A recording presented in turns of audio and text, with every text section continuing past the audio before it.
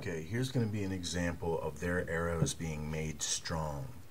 Now you have to do the background research through Ezekiel and understand, of course, when we're talking Israel, we're talking northern Israel because of the division, and then 9 times out of 10 we're talking about the descendants of Ephraim. And then we've got here, when I shall send among them the evil arrows of famine, which shall be for their destruction, and which I will send to destroy you. And once again, that's in reference to that mighty God of the well that was strengthening their bow, and this is a description of that. And then this is going to be Lamentations chapter 3 verses 12 through 13. He hath bent his bow and set me as a mark for the arrow. He hath caused the arrows of his quiver to enter into my reins.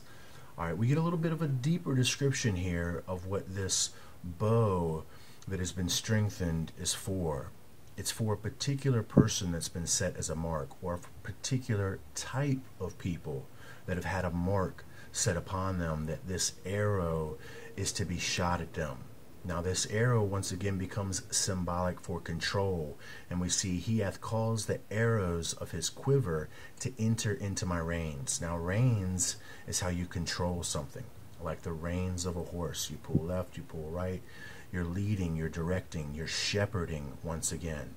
And we find out with these arrows, which would be these various symbols for control that they've used to try to dominate us, not only physically but of course spiritually. That's what all that's about. So as we move down here to Jeremiah, here's where it's going to get interesting.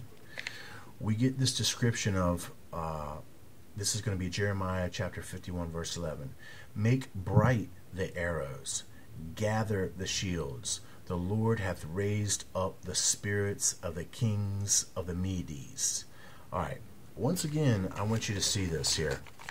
We've gone from branches to the connections to the arrows, and now we're going to go from the arrows to the connection to the shield. Look what we've got right here, right beside the arrows. The next thing in line is going to be this shield.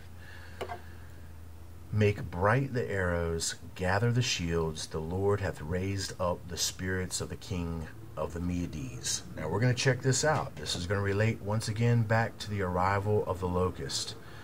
I want you to see here that once again we describe these arrows in Lamentations as being used for control. And now we see these very same arrows being described as being made bright. Now that's a part of the illusion. That's a part of the material illusion. The arrows that they're shooting at us are these cultural alterations, these cultural deceptions that we experience within our material-based society. Those are the arrows that are being shot at you, creating this illusion which you yourselves are being diverted and deceived by from your true spiritual direction.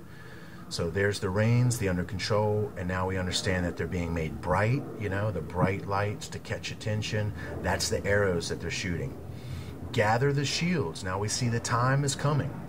Listen to all the planes flying over right now, these jets from this military.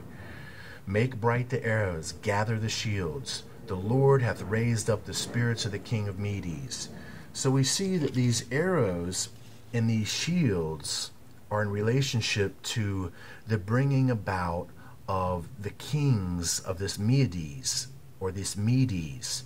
And that's exactly what I was describing with the bands of Aryan. Who can loose the bands of Aryan? And then we connect these Plieadians and these beings that claim their descendancy from Aryan right on back to the fallen sons of God of Genesis 6. It just doesn't get any more cut and dry here. Now let's look at a deeper connection here. Let's look right here. This is going to be out of that big Bible dictionary that I got. Let's look up Medes, or Medes, an Aryan people from north. All right, that's what's important to us.